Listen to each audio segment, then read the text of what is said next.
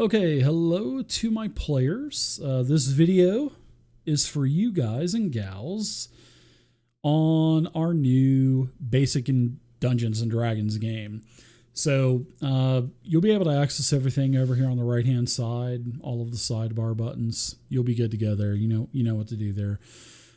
Character sheet is what I want to show you guys, and I'm going to show all 6 of your character sheets. I'm going to go over Bella's a little bit more in detail, because I'm going to show you how the macros work and, well, basically how the parameters in the macros work and the roles. So first, this box up here will have your weapon masteries. So, you have katana and dagger for your basic weapon master. I know you wanted a rapier, but there's no rapier in Basic Dungeons and Dragons. So I just basically substituted it with a katana. Because the katana is in Thunder Rift, and I decided maybe you'd like a katana. But if you want to change it later, just let me know. If you want a normal sword, whatever, just let me know. So here's your combat box. This is going to have your hit points, your armor class, your THAC0, the wounds. Of course, you guys, if you have 3 hit points worth of damage, you just add it into the wounds box. THAC0. Very, simple XP bonus. Unfortunately, you don't have an XP bonus because of your rolls were actually pretty average. So here's how the macros work. Every sheet is class specific. But the attributes, the saving throw, the skills, and the attacks tab are all the same. Now, every single class will have a features box here in the middle. So obviously, Bella's playing a thief, so she'll have a thief box. Next character sheet will have whatever class, etc. And then the last box is for any kind of special abilities that you'll have. So that's basically everything on the first tab, which there's 6 tabs on the right-hand side. And we'll go over each tab. So this is going to take the most time. So as you can see, all of your attributes are here, all 6. Unfortunately, they go in a descending alphabetical order. So as you can see, charisma's first, even though strength is normally first. So everything is in alphabetical order here, and you're going to notice that there's a bunch of boxes and a couple of, buttons here. So the first box, you can hover over every one of these boxes and it'll tell you what it is. So this is your charisma score. You got an 11.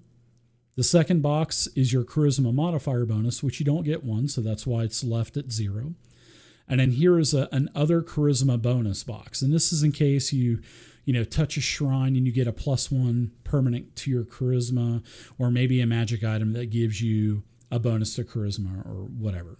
So this is the way the attributes is. Everything is in line down. You just hover the boxes and it tells you what each box does. Now the button on the right hand side, this is your roll. So if you're going to do a charisma roll, all you got to do is just click on the roll type button and it will go ahead and do the roll for you. So once you click on that, it'll do a 1d20 roll. And there you go. Voila. Kind of froze up there for a second. And then over here, the star. You don't need to open this up really, because this is where the magic happens. This is basically the macro or the parameters. The boxes are parameters, they're called. So you don't even need to open up this last one. The only thing you need to do is change your boxes. That's it. It's so easy. You don't have to reprogram anything on the sheet. It's all about just changing numbers and boxes. That's it. Saving throws. On all character sheets, I've got your class-specific saving throws in here already. Over here on the right-hand side, you can hover over the first one. It's an other bonuses box. So if you ever get anything that's going to give you a bonus to any saving throw, just put that number in the box. You'll notice that Rod, Staff, and Spells has an extra box, and that is simply because the only saving throw that's modified by your attributes is wisdom. So if you in your case, you don't have a wisdom bonus, so that box will be left 0s. And like I said, you can hover over the boxes and it tells you exactly what the box is for. Skills, you chose acrobatics, deception, lip reading, and persuasion.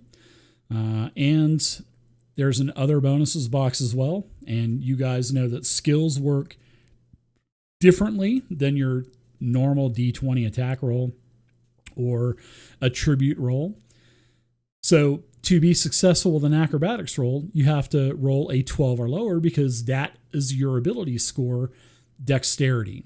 So acrobatics is tied to dexterity. Your dexterity is 12 over here.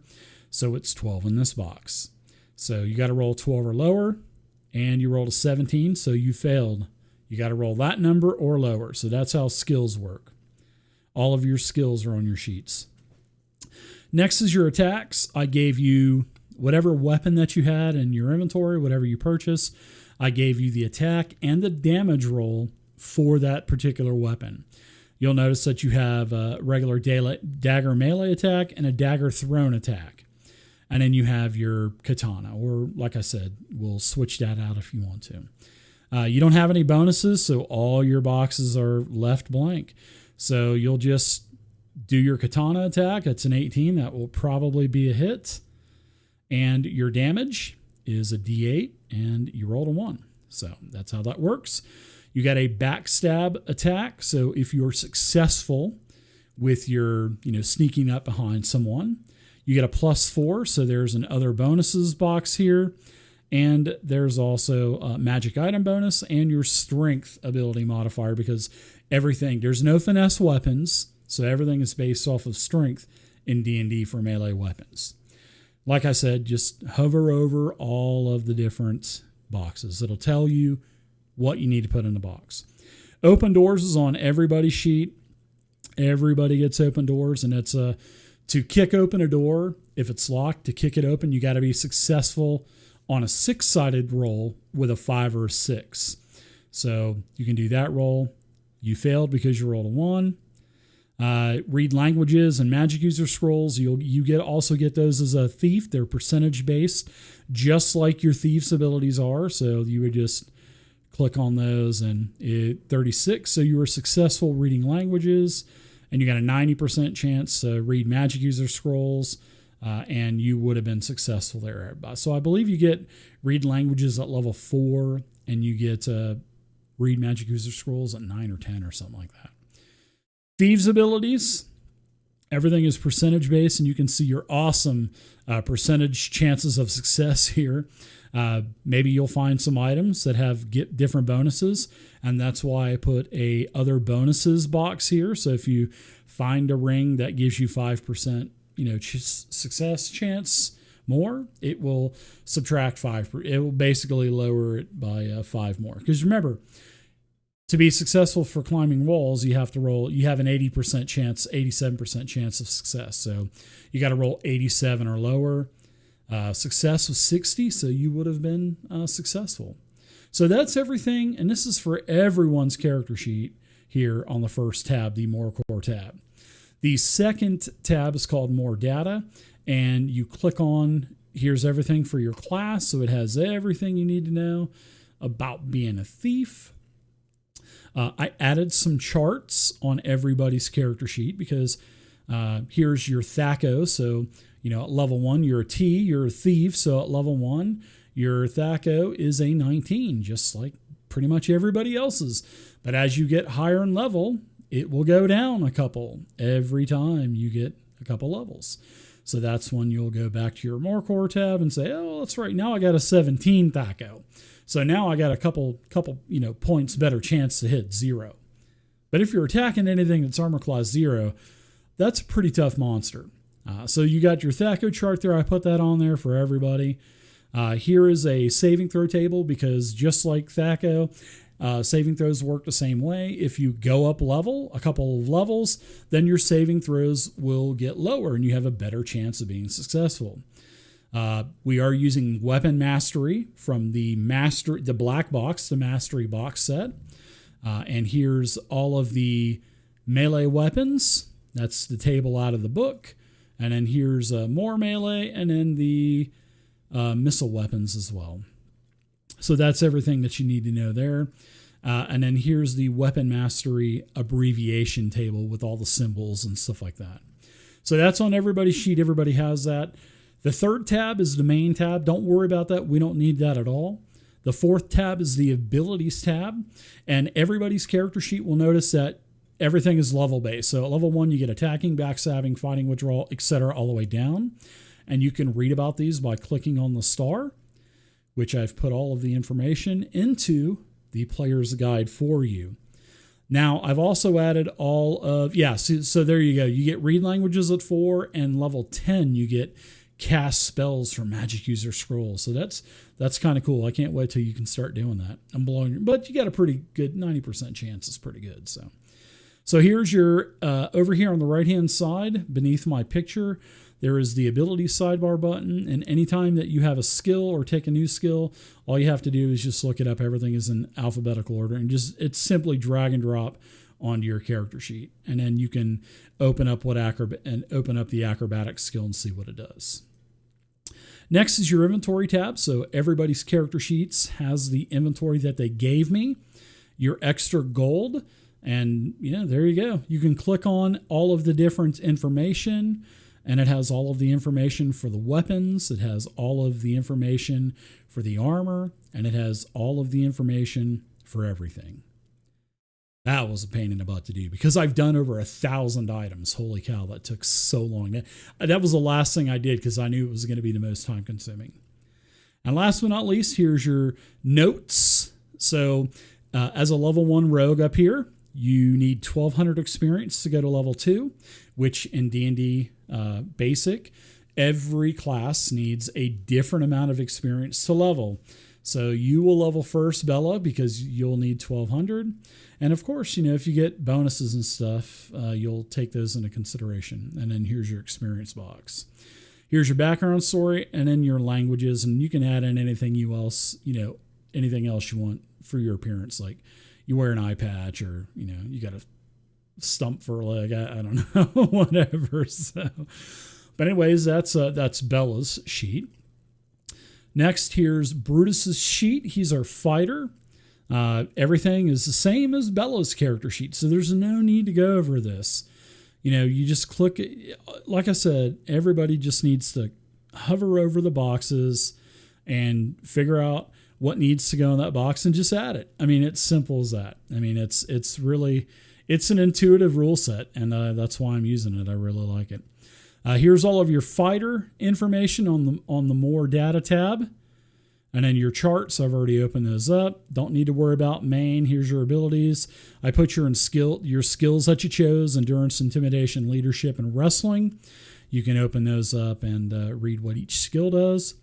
Here's your inventory that you wanted, your 5 extra gold. And then here's your background story. And at level 1, to go to level 2, you're going to need 2,000 experience. And that's your character sheet, Brutus. Next is Dacrenshaw. Dacrenshaw is a mystic, and in basic D&D, the mystic is basically equivalent to a monk in other D&D editions. So you've got the whip and the bola for your weapon masteries. Here's all your other information. Don't forget, as a monk, your AC will get better every time you level, and so will your damage. So we'll have to go in there and change your damage and add another die, or change the die actually, or add a bonus or something like that. So it won't be hard. So you'll notice at level 9 you get smash attack. So you won't need to worry about this until then. You get, here's all your ability scores, etc., your saving throws.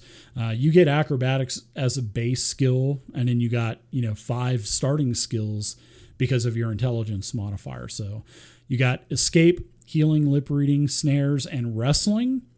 Then all of your attacks are ready to go. Now, I do want to show you this here on the bottom of your attack. See how it says Z throw attack?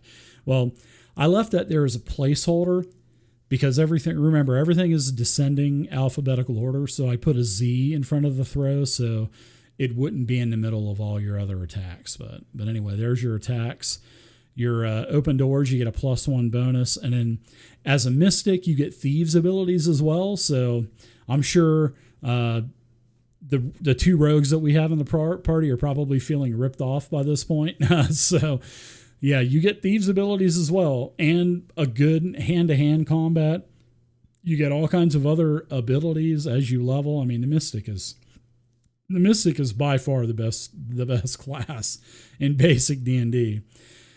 So here's they're all percentage based, just like you get climb walls just like Bell did. So 84, that's success, but you were close to being, close to falling off the wall. So yeah, there's everything you need.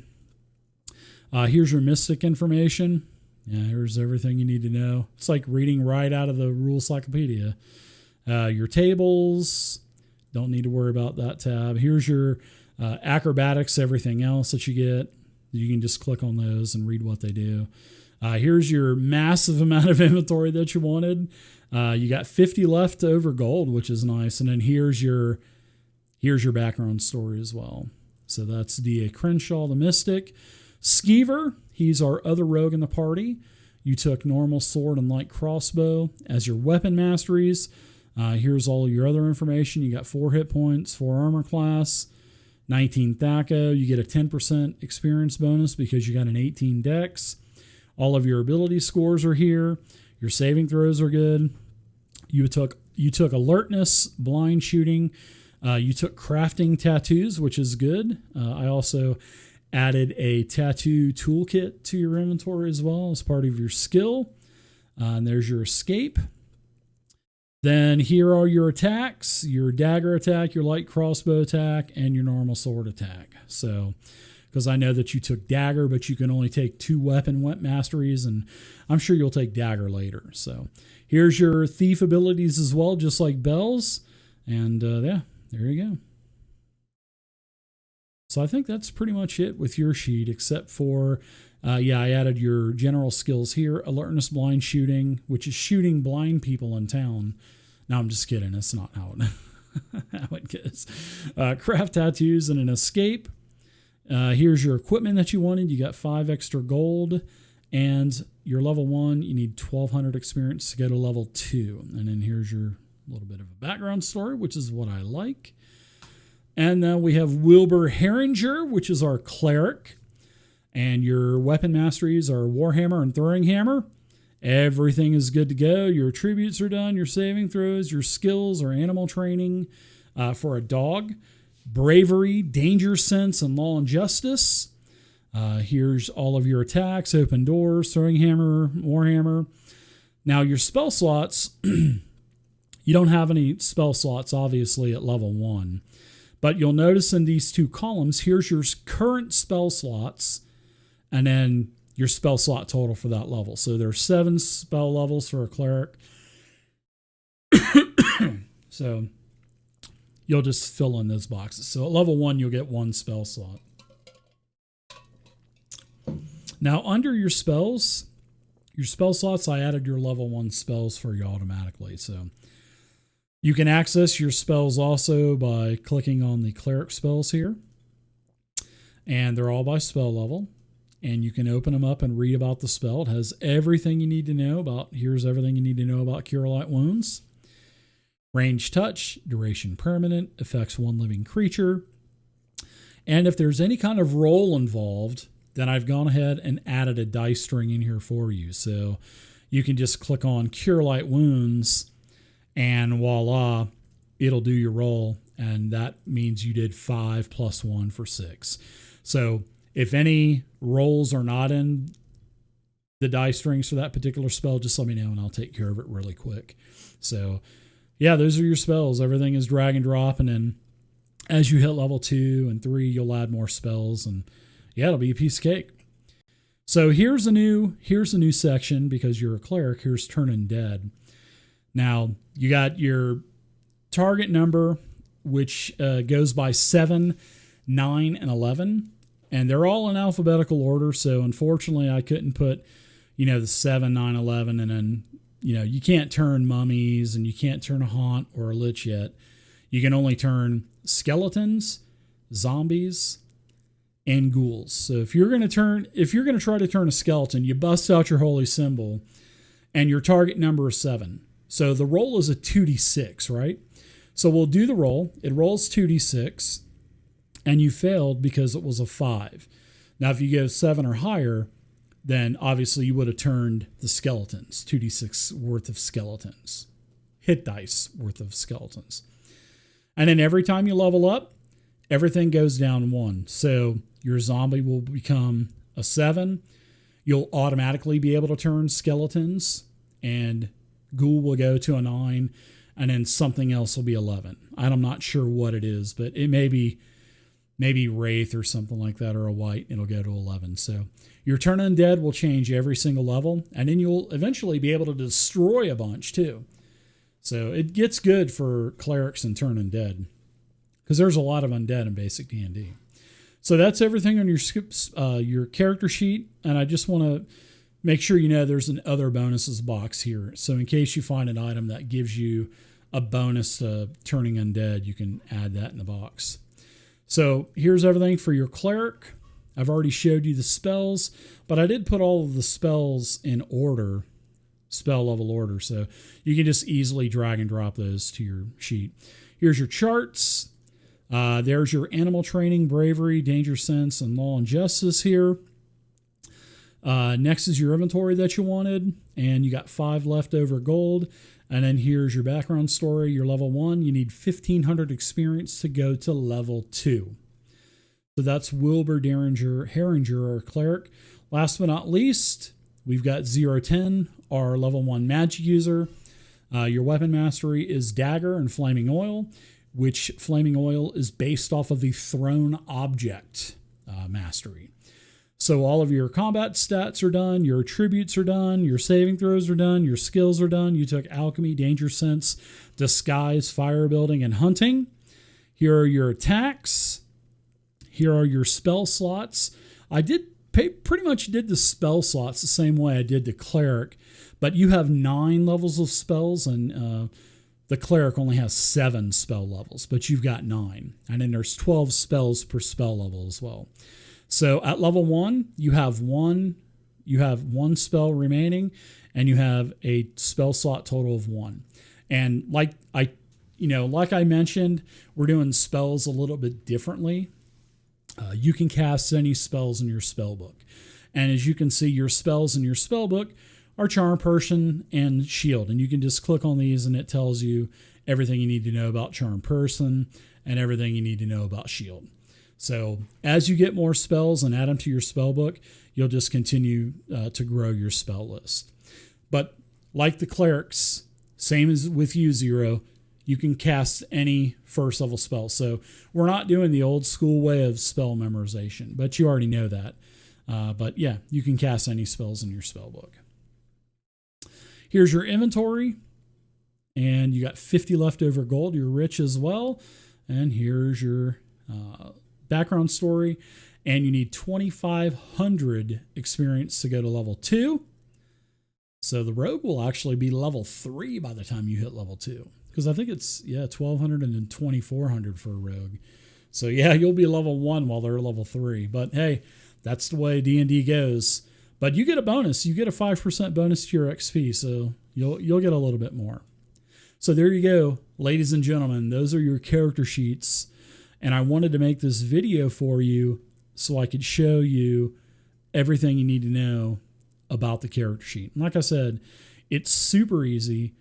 All you have to do is just change numbers in boxes. That's it. So, all right, everybody. I'll see you Sunday, and see you about 3:30 p.m. Mountain Time.